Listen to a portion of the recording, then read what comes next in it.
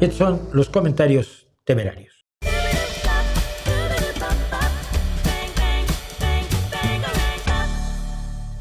Bueno, dice, hay unos integrantes de Morena lo hayan propuesto, lo de entregar los cuerpos y plumas y pieles de los animales muertos en zoológicos para cuestiones rituales y culturales de los indígenas. Sí. Que unos integrantes de Morena lo hayan propuesto es muy distinto a que sea todo el partido. Morena se sabe bien su sesgo contra ese partido. Morena, punto. Es que, por favor, gramática, punto seguido. Se sabe bien su sesgo contra ese partido, pero tampoco sea generalista, se supone que usted es inteligente. Y le digo, a ver, esa persona de tu partido propone una estupidez colosal. Tu partido que tiene tirados a los indígenas igual que el PRI y el PAN. Y en lugar de reclamarles a ellos, vienes con la babosada de que denuncio la ruina de los indígenas porque tengo un sesgo contra tu partido. Hombre, por favor. César Acosta, sobre las embarcaciones que está destruyendo Donald Trump y asesinando a sus seguidores. Me dice César Acosta, son narcoterroristas y como tales son tratados. No hay pruebas de ello. En cambio, sí hay testimonios de que algunos eran simples pescadores. Matar sin pruebas es una locura. Si son narcoterroristas, además, cuando tienes un barco de guerra, los puedes detener, los puedes enjuiciar, te los puedes llevar, puedes demostrar ante un tribunal que son narcoterroristas y entonces ya se les castiga. Pero eso de ver una lancha y dispararle es asesinato y no es otra cosa. Y no es el único, ¿eh? Number one hater 939, es que con según qué nombre, dice, gente en lanchas motorizadas de manera random, finísimas personas. Y le contesté, me perdonarán ustedes, pescadores, random tus neuronas. Sobre el tema de la islamofobia, de que yo decía que hay 2.000 millones de musulmanes y si todos fueran terroristas y yihadistas, pues ya se habría acabado. Pero aún así le parece a Ubaldo Enrique Butkeraitis, Z2W5X. 2.000 millones en una población de 8.000 millones es peligroso. ¿El peligro es lo que piensan el resto? No. Y le digo, a ver, si 2.000 millones de musulmanes son peligrosos, ¿cuán peligrosos son 2.500 millones de cristianos? Jonathan Uy, me imagino que de Uruguay, dice, este es muy interesante, ¿qué versión del Quijote recomiendas? Sobre todo por el tema del español antiguo. No creo que una adaptación moderna sea lo mejor. No, pero hay adaptaciones y adaptaciones. Pero efectivamente, cuando tú abres el Quijote, al principio no entiendes absolutamente nada porque son cosas y palabras del siglo XVI. Yo creo que lo mejor es una versión clásica con un glosario adjunto o un diccionario del español del siglo XVI. En la primera página es donde vas a sufrir más. Después ya las cosas se suavizan bastante. Pero ese principio de como describe al Quijote es, no lo voy a leer, pero es tremendo. Es muy desafiante para uno como lector del siglo XX o XXI. Yo lo leí en el siglo XX la primera vez. Dice Ismael Valerio Ambrosio 1324. Ambrosio con C, qué raro. Eso habla más bien de Zunzunegui que de usted. Qué pena me da por usted, señor. Lo que dije de... Y le digo, aguárdate tu pena para quienes se hacen ricos y famosos mintiendo y sirviendo imperios criminales de guerra y racistas. Yo no tengo necesidad de ella mucho. Luego Eduardo GB1LC me dice, Zunzunegui desarma de manera contundente la leyenda negra. La leyenda negra no existe. Que pesa como una losa sobre los mexicanos. ¡No es cierto! Odiar a tus ancestros hace que no te pongas nunca de pie y acabes arrodillándote ante el Imperio del Norte. Otra vez. Entonces, como no me gustó que los españoles conquistaran a los indígenas con atrocidades sin fin, entonces amo a la Gran Bretaña. ¿What? Zunzunegui saca del pedestal a los mexicas y los pone en su sitio, un pueblo que no creó ningún imperio, sí lo creó, sino que se comían literalmente a sus vecinos. No era ritual, pero bueno, de manera ritual y sistemática. Ritual sí, no sistemática, por tanto. Los pueblos sometidos los odiaban, no podía ser de otra manera, por supuesto. Así que cuando apareció un Cortés acabaron con el opresor. Fueron los pueblos indígenas, especialmente los tlaxcaltecas, los que crearon y conquistaron México para los españoles. Eso ya no lo dice él, pero le aclaro. A ver, mira. Zunzunegui no desarma, miente. Los mexicanos no odiamos a nuestros ancestros. Ese es un invento de los hispanazis para que te arrodilles ante ellos. Los pueblos indígenas que usó Cortés engañándolos acabaron trabajando para los españoles convertidos en ciudadanos de tercera categoría en su propia tierra. Aplaudir eso es de locos, aunque los españoles sean tus ancestros. Como no puedes aplaudir el sacrificio humano aunque los mexicas sean también tus ancestros. No es tan difícil una vez que te quitas la venda imperial. Y Eduardo insiste. A veces una anécdota nos dice mucho. En su avance hacia Tenochtitlán, Cortés dio una orden rotunda a su gente. Eran aliados de los indios, así que no podían robarles nada en absoluto. Cuando un indio denunció que un español le había robado 2 mantas y un guajolote, Cortés mandó buscar al ladrón y lo colgó de inmediato a la vista de indios y españoles. Es lo que pasó. Juzgar desde el presente es presentismo. Un error.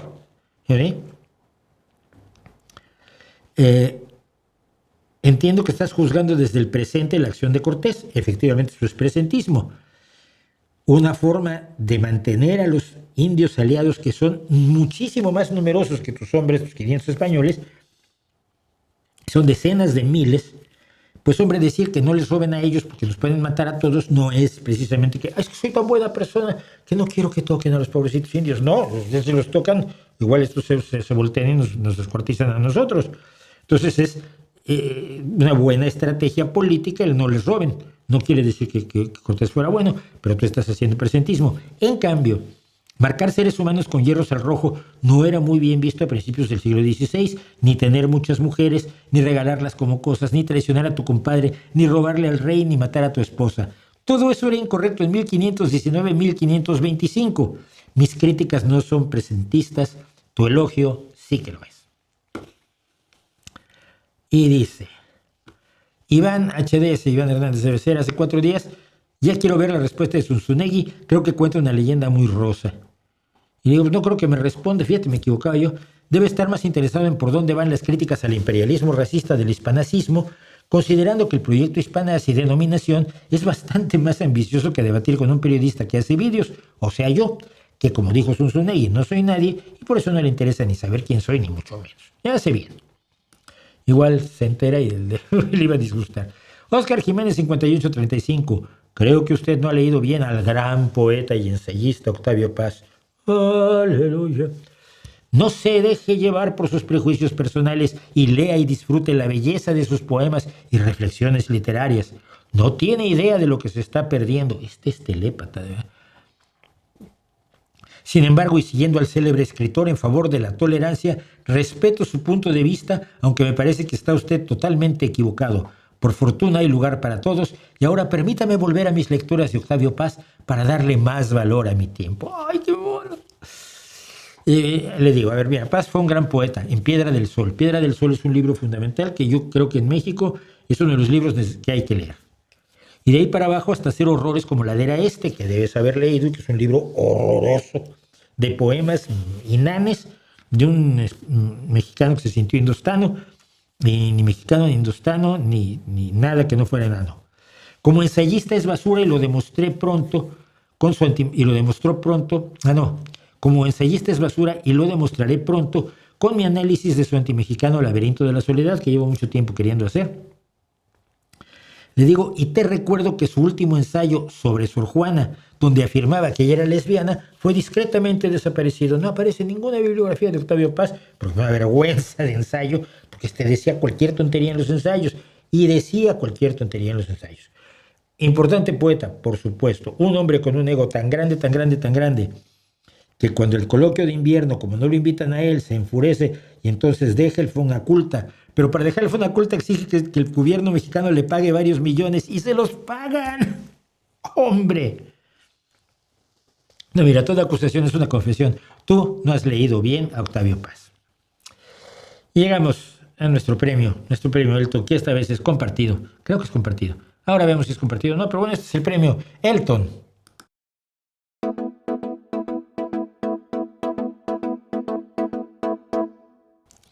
Y el tontomentario de la semana dice: me sorprende que hasta ahora no lo hayas tachado de fascista o nazi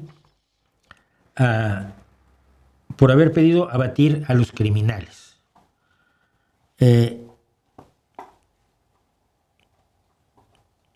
Espera, me salté. Dice, se refiere, en este caso se refiere a Carlos Manso, el alcalde de Europa asesinado en México, porque él sí dijo, pidió abatir a los criminales, dice descanse en paz, pero ¿por qué lo voy a llamar fascista nazi? Bueno, porque si sacas las cosas de contexto, a veces el contexto no importa, a veces el contexto importa. Carlos Manso no pidió ejecuciones extrajudiciales. Fíjate exactamente lo que dijo. Abro comillas. Esto es lo que dijo Carlos Manso. Si ven que están disparando, hay que abatirlos. Si están agrediendo a la ciudadanía, hay que abatirlos. Eso no es lo que está haciendo ni Bukele ni Trump. Eso es el uso legítimo de la fuerza de cualquier Estado. Si eres policía y ves que un delincuente le dispara a alguien, tu obligación por ley es usar la fuerza para detenerlo. Esto es lo que se dejó de hacer en México desde 2018. Y la opción tampoco es hacer la guerra idiota de Calderón. Hay formas de combatir la delincuencia y muchas. Y todas ellas implican, entre otras muchas cosas, el uso legítimo de la fuerza, porque el único que puede usar legítimamente la fuerza es el Estado, salvo en lugares como México, donde el ciudadano puede usar legítimamente la fuerza para defender su casa y su vida. Razón por la cual los mexicanos suelen estar armados. Y cuando yo vivía en México, buena parte de los 44 años que vivía en México, también yo estaba armado.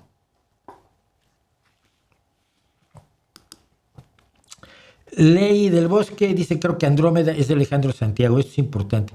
Hice una lista de mis canciones favoritas de Fernando Delgadillo, y entre ellas incluye Andrómeda, porque la canta Delgadillo, pero efectivamente es de Alejandro Santiago.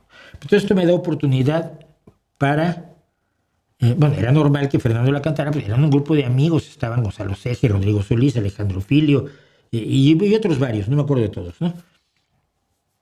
Entonces Fernando Delgadillo canta Andrómeda, pues una de las grandes canciones de Santiago, pero digo que Alejandro Santiago es de los injustamente olvidados, junto con los que ya mencioné, Ceja, Solís, Filio y otros. Recuerdo en especial a Gerardo Peña, que tenía canciones potentísimas. Pero Alejandro Santiago es probablemente uno de los mejores cantautores que tiene México. Su calidad letrística y su excelente instinto para amalgamar la letra a la música me parecen de la máxima calidad. Delgadillo está a la altura también, pero Delgadillo es mucho más conocido y ganó mucho más que Alejandro Santiago. Entonces quería aprovechar para invitarles a que escuchen a Alejandro Santiago. En YouTube hay muchísimo material de él. Mis favoritos de Alejandro Santiago son De mi pasado, Que pase el huracán, Nómada. Nómada es un cancionorrón. Y En pie de guerra. Pero el catálogo en general, que son docenas y docenas de canciones de Alejandro Santiago, es absolutamente impresionante. Tamara Naranjo, 32, me dice, ¿en verdad piensas que Pedro Sánchez está haciendo un buen trabajo en el gobierno de España? ¿Me recuerdas a Paco Ignacio Taibo en México haciendo comentarios fuera de lugar en un país que no es el suyo? La ideología te acaba. Lástima, y te lo digo sin insultos, cosa que tú no puedes hacer. No puedo sin insultos, bueno, vale. Voy a empezar por el final. México es tan de Taibo como España es mía. Independientemente de las diferencias que tengo hoy con Paco Taibo, que no creo que nos pudiéramos sentar a una mesa a hablar, México es de Taibo. Él es nacionalizado mexicano, se siente mexicano, vive como mexicano, actúa como mexicano, está metiendo la pata como mexicano y es tan mexicano como español. Y yo soy tan español como mexicano.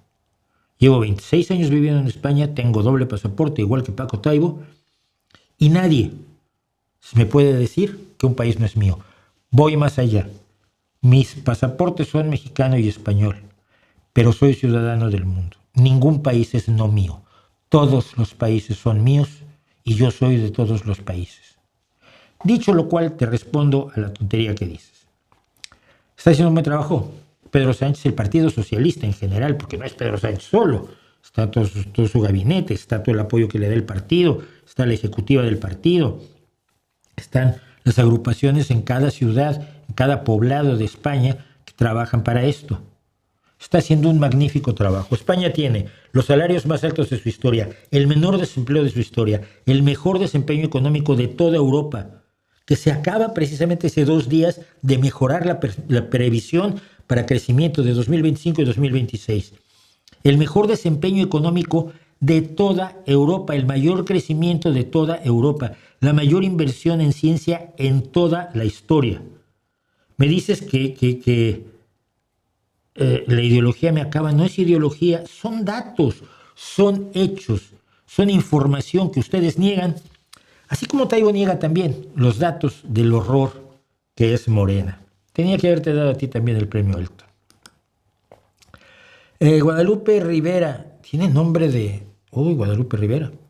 Guadalupe Rivera Marín, se fue esposa de Diego Rivera. No, la hija de Diego Rivera. Destacada política periodista, por cierto. Me pone allí lo que dijo cuando se dio cuenta que había metido la pata Pedro Miguel al burlarse de la abuelita de Carlos Manso. Dijo lo siguiente y lo puse yo en el vídeo. Hice un pegote para expresar el uso de una causa juvenil por opositores añejos en todos sentidos. No, papá, te metiste con la gente por su edad. Y tú estás muy cerca de esa edad, hombre. Yo tengo 70, tú 67. No sabía que una de las personas en la foto que usé es la abuela de Carlos Manso. La impostura política se merece la burla, como la tuya, por eso me burlo de ti.